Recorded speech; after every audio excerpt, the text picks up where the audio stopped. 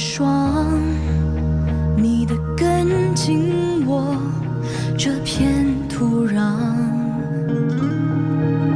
追着浪，我的夜飘过万里边疆，要向往岸的尽头是地久天长。当相遇又别离，当相依又远去，我不曾忘记。剪影刀光，划破斑驳的天空，夺下的梦，破碎在风中，长风破浪，看千帆横渡桑田沧海，戎装红装飞扬，淋过冰雪那凉，梦了又远一场，唯愿你在身旁，不负春光，守残天边笑脸，陪你天涯中间，看萤火落双肩，红尘无悔无憾。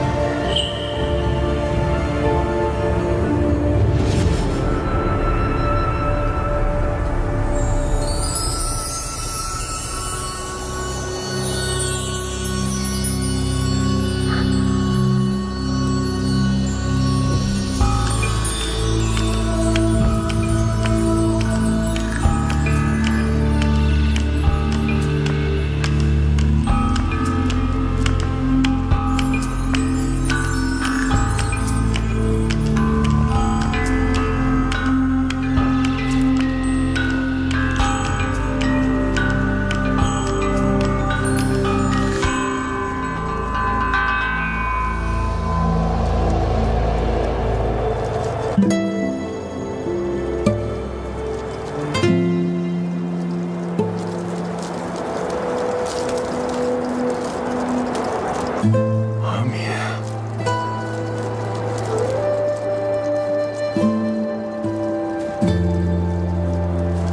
是你吗？阿弥，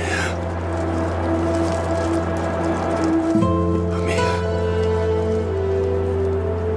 真没想到还能见到你，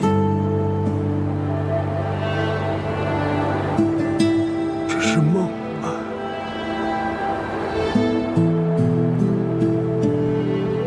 这不是梦，我终于见到你了。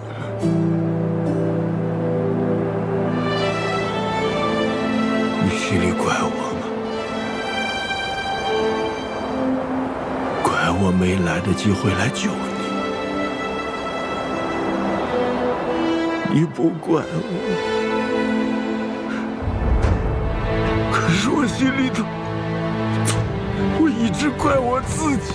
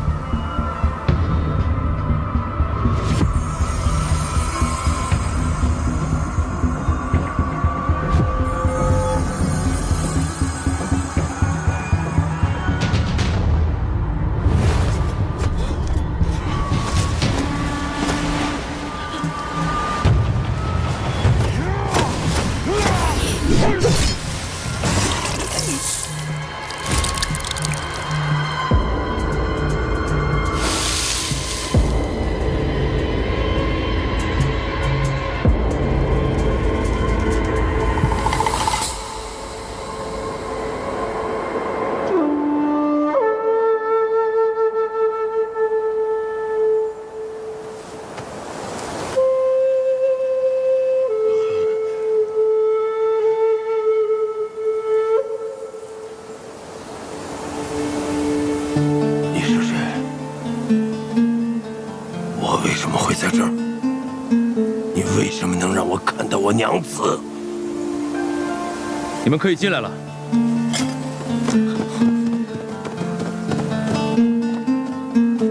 大将军，你怎么在这儿？阿英呢？大将军，您的病好了，您能认出我们吗？太子殿下一直想办法，想给您治病。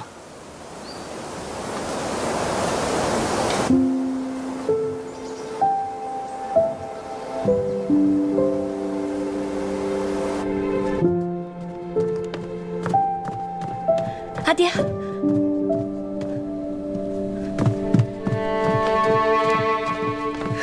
阿爹，您怎么样了？阿英，你瘦了，也憔悴了。这些时日，让你担心阿爹了。大小姐，刚刚太医才来看过了，说吐出了胸口的淤血。大将军神志清明，慢慢调养就无大碍了。知道了。我只觉得这心里有块大石头被挪走了，可是吓坏你了。这段时间可真是担心死了。阿爹没事了，真的。这些日子就像做梦一样浑浑噩噩。现在总算是明白过来了。但是阿爹，您的头发全都白了。傻话，阿爹老了，头发自然会白。阿爹都是要做阿翁的人了，头发怎么会不白呢？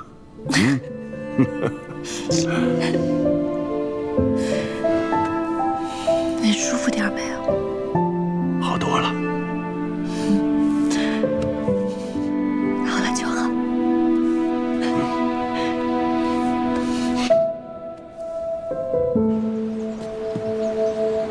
事先怎么不告诉我？这法子，太医说会很冒险，只怕会适得其反。其实我心里也七上八下的。你说要有个万一，我该如何面对你？但是后来我想，崔大将军是个用兵极勇之人，若他知晓，定然肯冒这样的险。于是，我便让穆千鹤变了一场戏法，果然，这一击便将他体内的淤血激了出来，人也就变清醒了。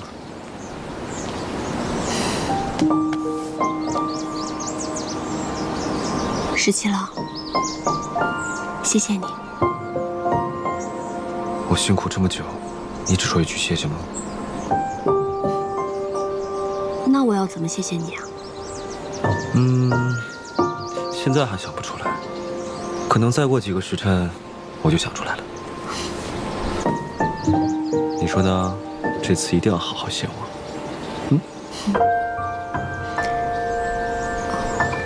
对了，我有个要紧的事情要跟你说。柳成风之死，我觉得很古怪。毕竟他跟接硕勾结之事并未终结。接硕的首领乌洛的堂弟乌延，前段时间扮成商人混进了西长京，我已经派人跟了一段时间，但这个乌延实在是狡猾，一不小心就跟丢了。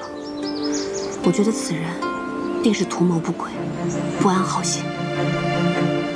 接硕八成是想浑水摸鱼，这么明目张胆地混进来，或许京中有人介意。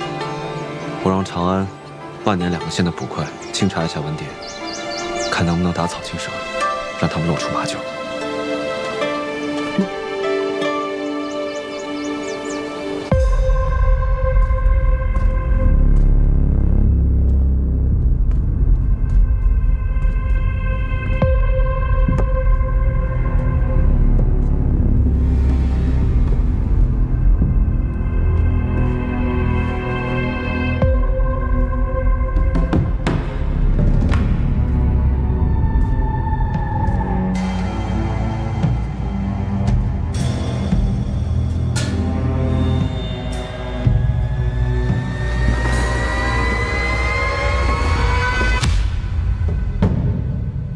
之前你遣人来接头，说你不想通过柳成风在中间递话，所以你是亲自来见我了。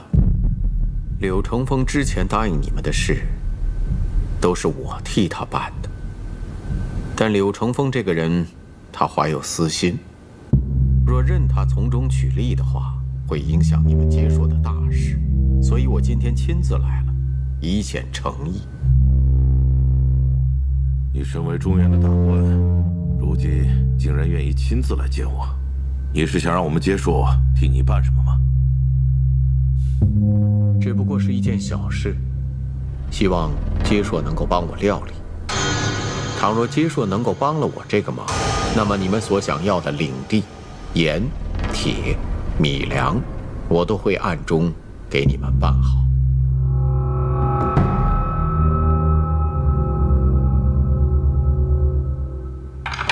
什么事？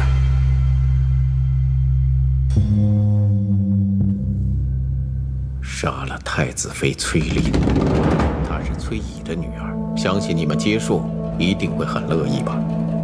你是当朝首辅，杀了太子妃，你不惧怕会有什么后果吗？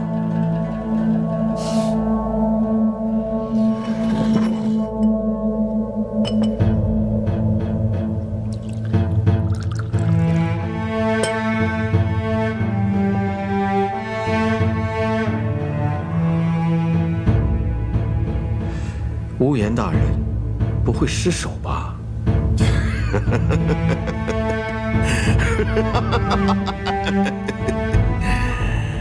自然不会失手，不过就是杀一个女人。这回我带的手下里还有2个绝顶高手，虽然那崔氏是太子妃，但只要经过我精心安排，杀她不是件难事。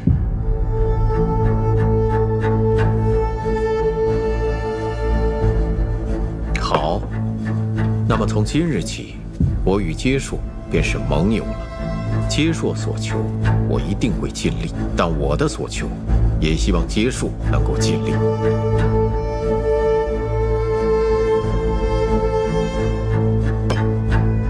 但我还是不明白，你为何要如此？世人眼中，首辅位极人臣，富贵已极。但前任首辅又如何呢？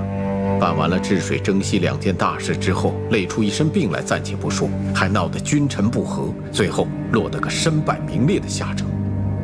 家族子孙都发回原籍去种田。唉，当今天子是个糊涂的君王，昏懦无能且没有主见。我虽为相，且女儿在东宫做良帝，可是我们顾氏合族的荣宠前途，总不能寄托在这样糊涂的君主身上。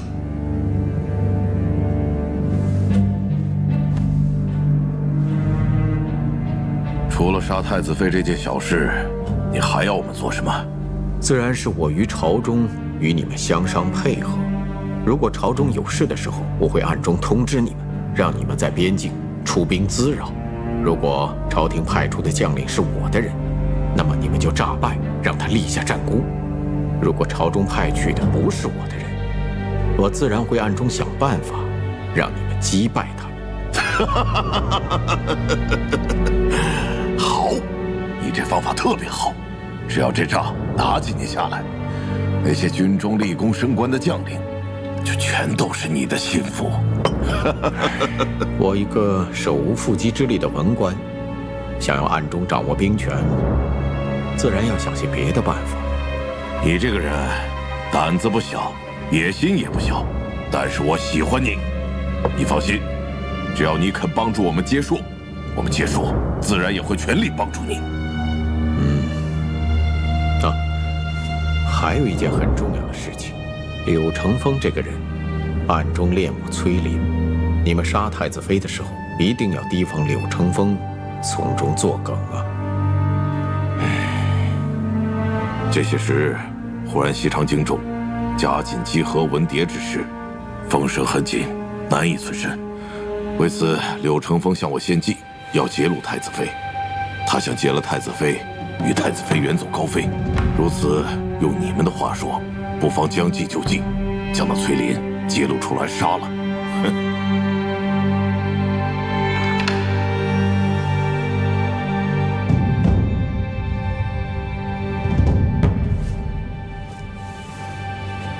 自从返回中原啊，我这心里从未如此畅快过。如此，尽可以利用乌洛，只要带走阿莹，我便可和她远走高飞，往后就远离这一切纷扰。兴公子，达成所愿，顺心如意。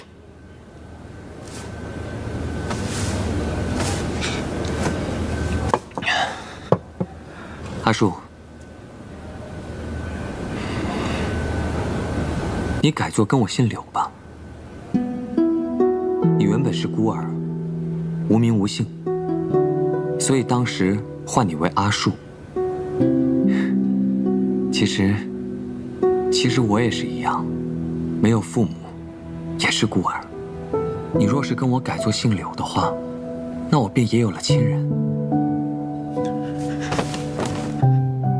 谢公子慈祥。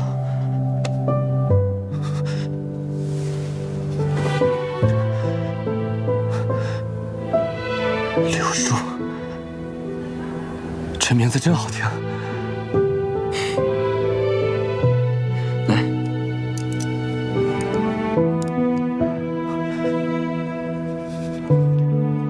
快吃。好，多吃点。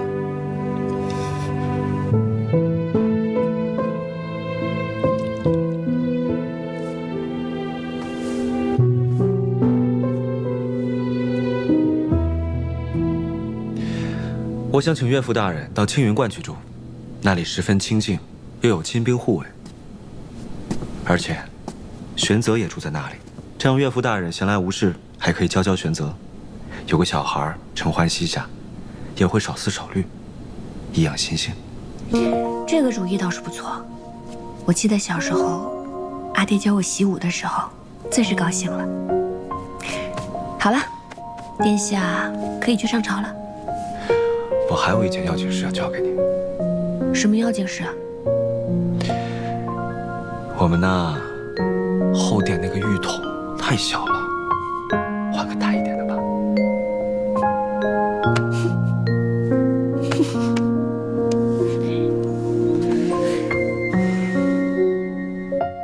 好了，该去上朝了。不上了。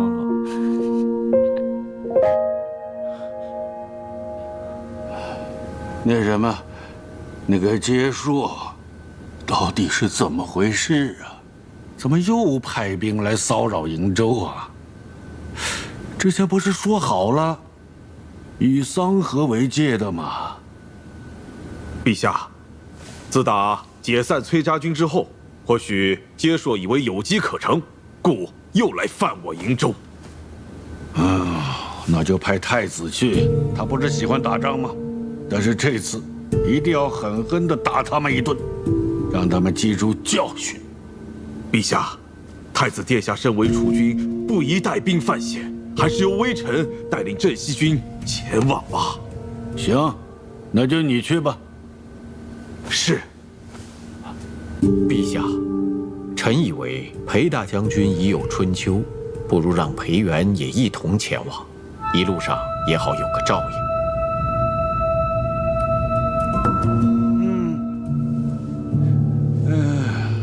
顾相说的有理呀，这当父亲的年纪大了，可不得儿子照应一下吗？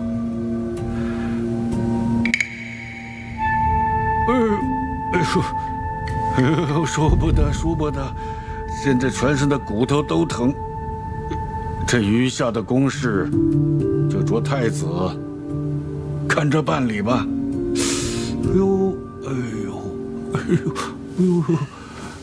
是。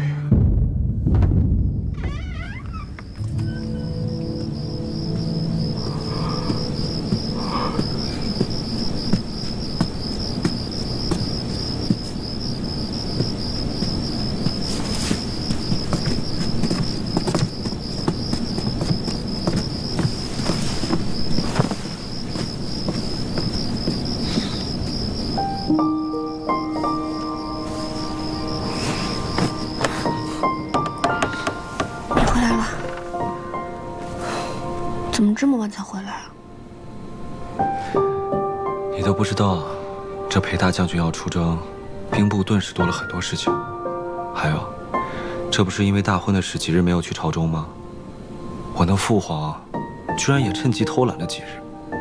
如今3省6部的文书都已经堆积成山了，我忙到这个时辰，也才处理9牛1毛。那你用了晚膳没有？我想吃涮肉，你跟桃子一起吃的那种。还有啊，人家桃子每次琢磨出新鲜好吃的，都会叫耳朵一起，你从来都不叫我一起吃。这有何难？我现在就去叫厨房准备。哎，都已经3更天了，这么晚了，别吃了，不如我们赶紧睡觉吧。不，还是要先吃涮肉。不，先睡觉。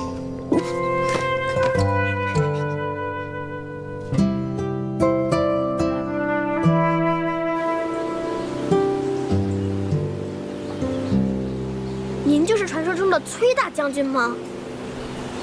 我听过您好多故事，雪夜围接硕，大战浸水泉。那是谁讲给你听的？是韩将军，每天晚上我睡不着的时候，他都会给我讲故事。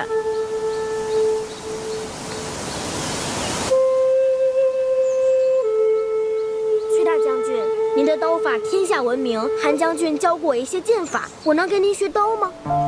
自然可以啊，来，你看好了。好，来。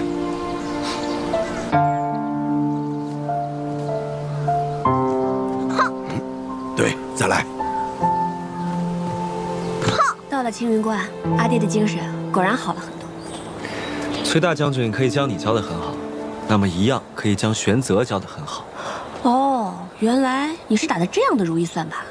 这怎么能是如意算盘呢？崔大将军有玄泽承欢膝下，玄泽又很仰慕崔大将军，可以跟他学习很多很多东西，这难道不叫两全其美吗？是，殿下说的都对。你不能老叫我殿下了，你都好久没有叫我17郎了。明明昨晚刚叫过。那不算啊，那是你输了，我的彩头。哎，阿爷，我在想，咱们要不要先生2个娃，一个叫阿轸，一个叫阿道，剩下的慢慢再生。谁说我要跟你生娃了？之前你自己说的要生4个啊，不能少的。我什么时候答应过？你出尔反尔，说话不算数哦，又会算盘的。你昨天自己定的规矩。我可没说。哎，我不管啊，就4个。不行，我没答应过。那就6个、8个、10个。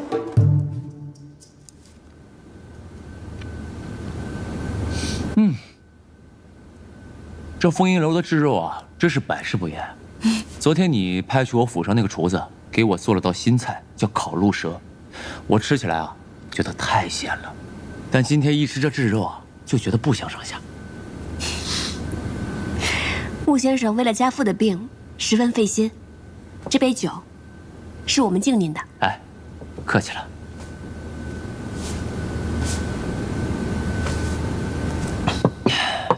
哎，对了，我听说这瀛州有一种大黄鱼，出自极冷之海，而且每年到了春夏时刻，速降而上。这黄鱼鱼刺十分美味。哎，可这么多年啊，我还从来没吃过。你既然姓崔，不如你替我弄些黄鱼子吃吃吧。必当尽力。好，那就这么说定了。你帮我弄黄鱼鱼子吃，我再送2位一个戏法，如何？真的吗？那可太好了！我一直问阿爹，他到底看到穆先生什么样的戏法，他无论如何也不肯跟我说。世人都说穆先生变戏法犹如神仙，那今天总算能大开眼界了。你是不是喜欢萤火虫？先生怎么知道？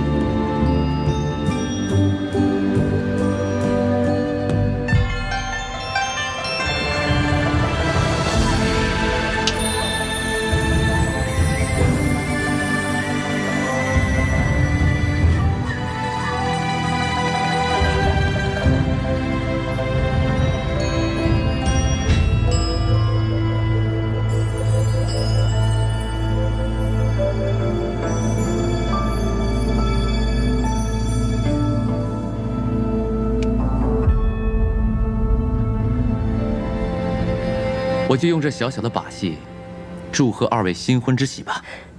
多谢穆先生。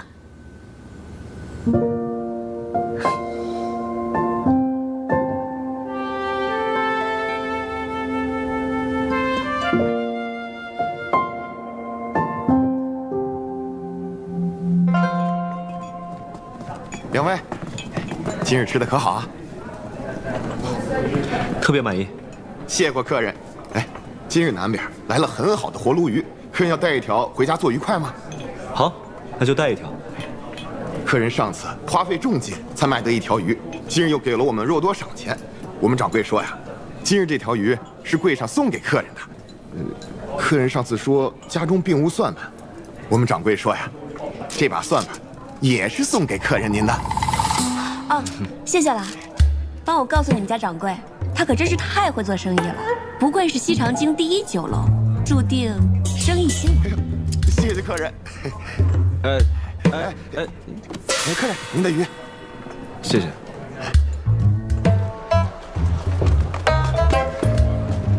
给你算盘你就真要啊？咱们家确实没有算盘嘛。再说了，人家特意送的，不收的话岂不是失礼啊？那你打算拿着算盘做什么呀？何必明知而故问呢？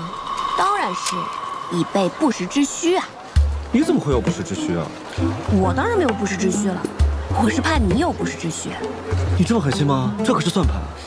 有人说了，他的娇妻动辄就让他会算盘，与其枉担了这个虚名，还不如名副其实。我说笑的。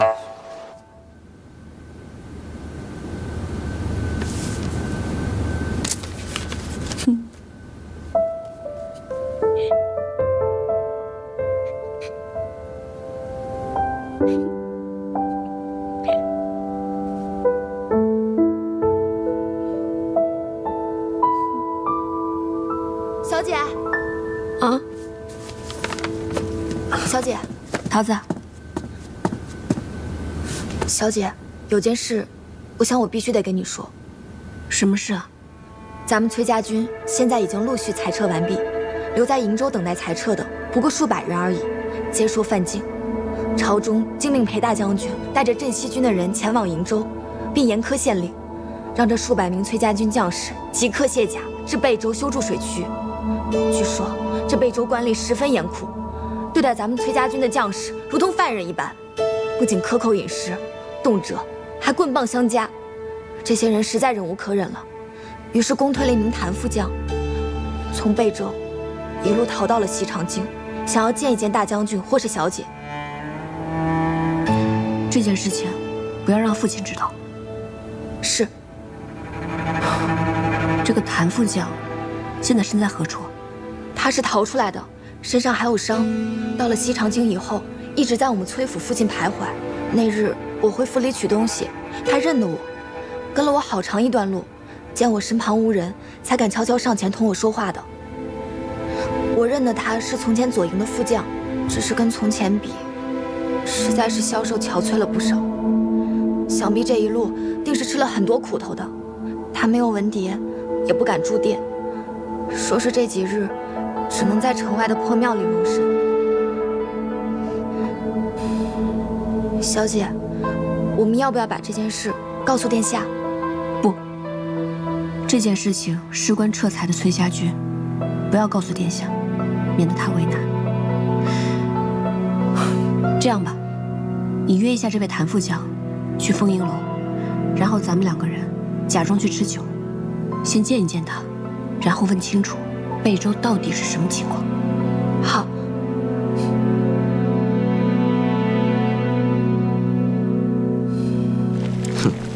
都已经过了这么多天才吃上涮肉。殿下每天回来我都说可以吃，是你自己非说太晚了不能吃。确实太晚了嘛，哪有3更半夜吃涮肉的呀？哎，今天是个好日子啊，值得纪念。画册呢？快把画册拿出来，把咱们吃涮肉这一幕画下来。不画。那我自己找。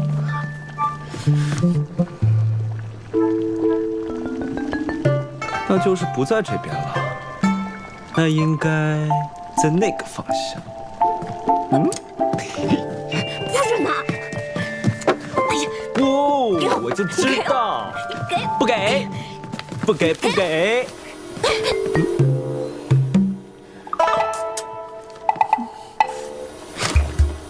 怪不得你不肯让我看，你怎么能乱画呢？我分明就没有跪过算盘。你这么画，将来被我们的孩子看到了，那我岂不要被笑死？你现在没有跪，不代表你以后不会跪啊！我这叫未雨绸缪，啊不，未卜先知。你这叫颠倒黑白。不行，这也得撕了。不是，不能撕，我就撕，不能撕，就撕，我好不容易画的，就撕，你给我。就撕。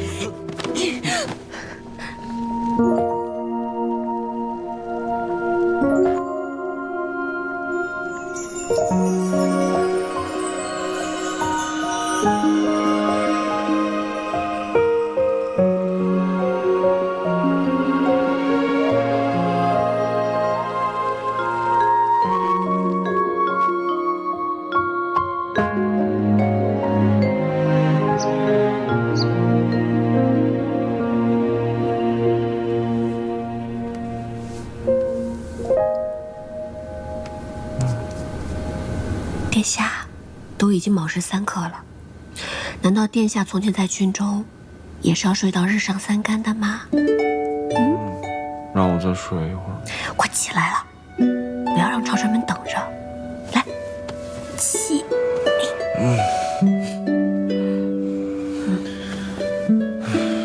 我真觉得这一天好长啊，真的感觉度日如年。你呢？见不到我，是不是也度日如年？可是你晚上就回来了呀，所以白天也没有很难熬。可是我白天见不到你，我就很难熬啊。好了，你快点忙完那些公事，回来就能见到我了。那你打算今天做什么？我打算跟桃子去丰益楼吃酒。别去丰盈楼了，上次送鱼就算了，还送蒜盘，真是罪大恶极。好了，赶紧起来更衣了。等你抓紧忙完那些公务，一眨眼的功夫就能见到我了。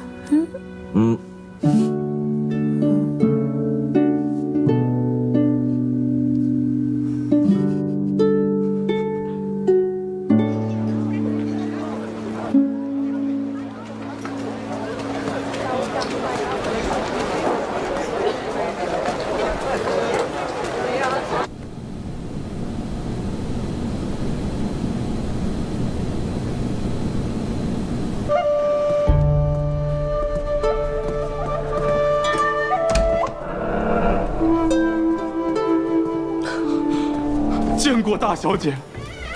谭副将，属下以为再也见不着大小姐了。大小姐，大将军可安好？父亲一切皆好。属下受贝州400余名原崔家军将士嘱托，进京前来求见大将军。大小姐，我们没有活路了。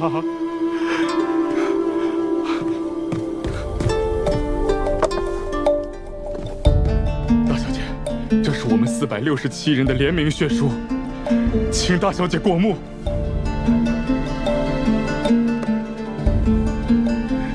贝州官吏从上到下从来不把我们当人，我们也是忍无可忍，才写下这血书，真是字字血泪呀。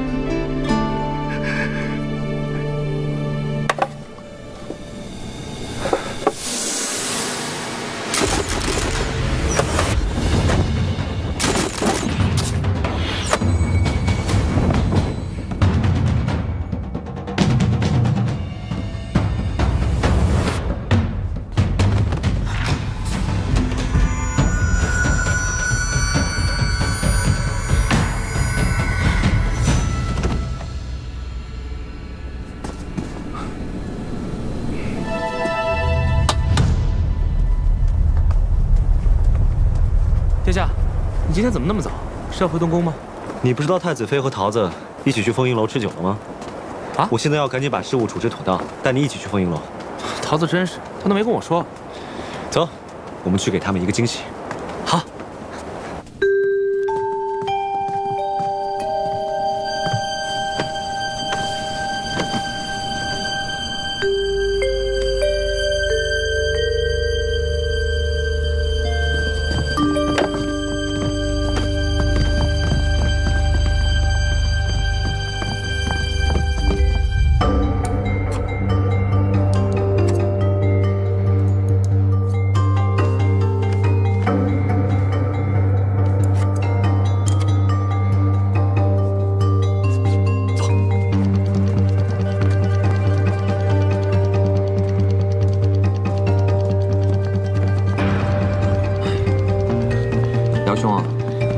怎么醉成这样？一会儿怎么跟弟妹交代？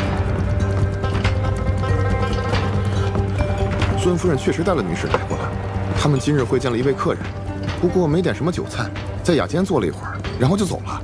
坐了一会儿就走了？是啊，也没坐多久，大概1炷香的功夫吧。我进去给他们添茶，就发现人已经走了，还在桌上留了赏钱。那是哪间房？带我去看看。好，我带您上去。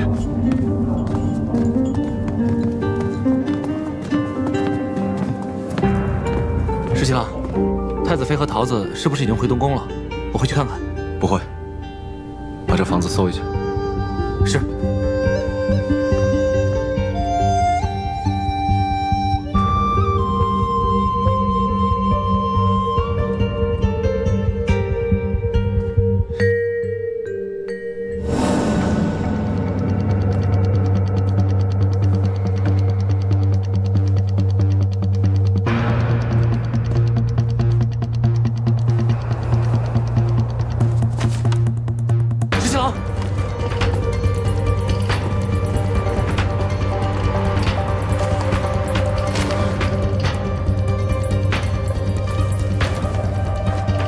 长儿，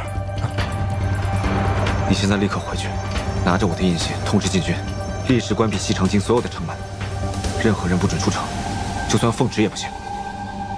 叫羽连卫来。是。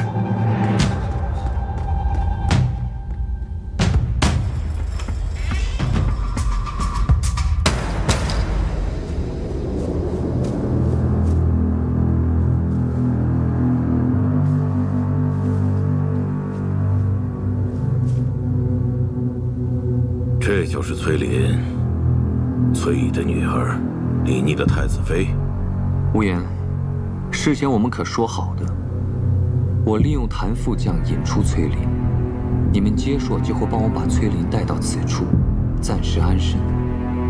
然后，崔琳归我带走。到时候李逆发现崔琳失踪，他一定会四处寻找。你们是否能够得偿所愿？趁机劫杀李逆，就要看你们自己的本事了。没错，我答应过你。你也答应过我，事成之后就给我真正的神药，让我服下之后，哪怕我以后再也不吃药，也不会筋骨寸断而死。不错，我也答应过你。那你现在把神药给我，我把崔琳带走。那他呢？任凭你们处置吧。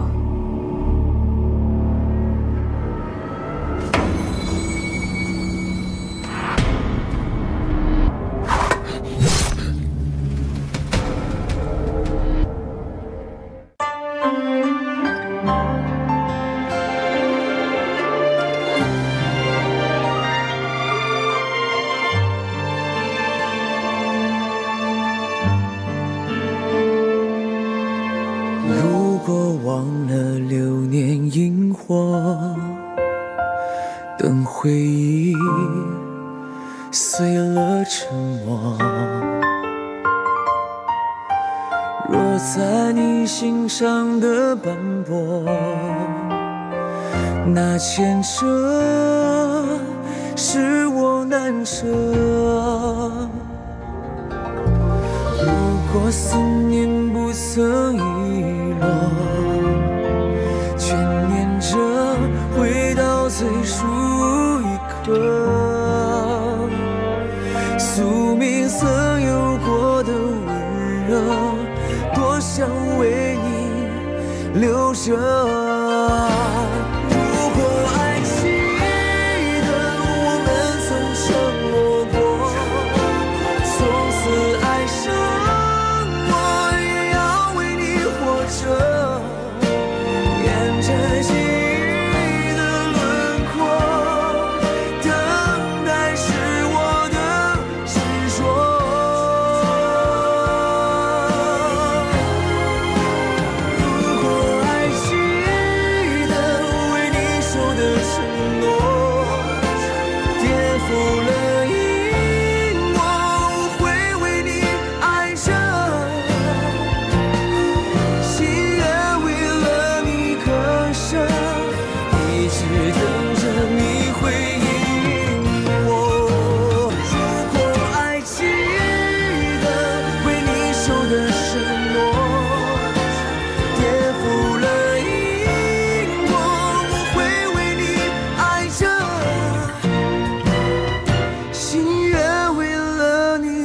跋涉，一直等着你回应我。